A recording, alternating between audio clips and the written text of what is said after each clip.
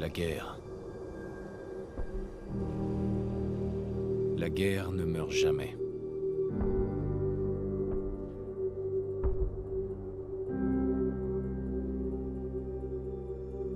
En 1945,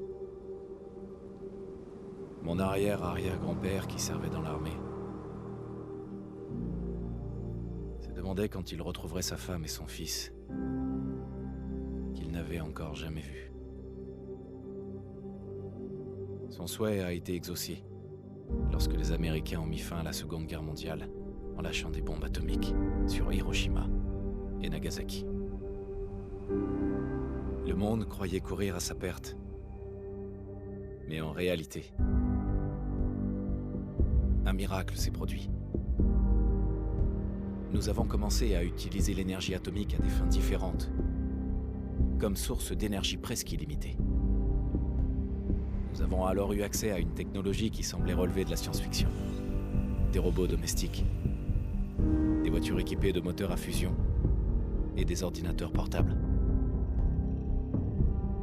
Mais au XXIe siècle, le rêve américain s'est dissipé.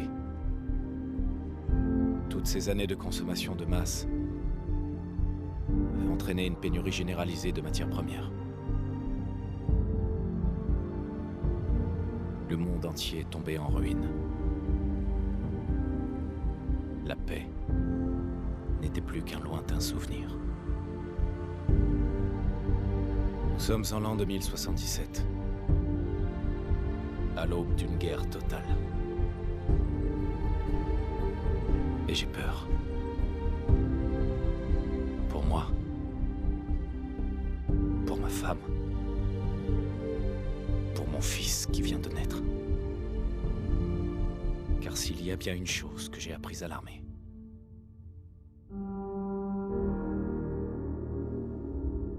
c'est que la guerre ne meurt jamais.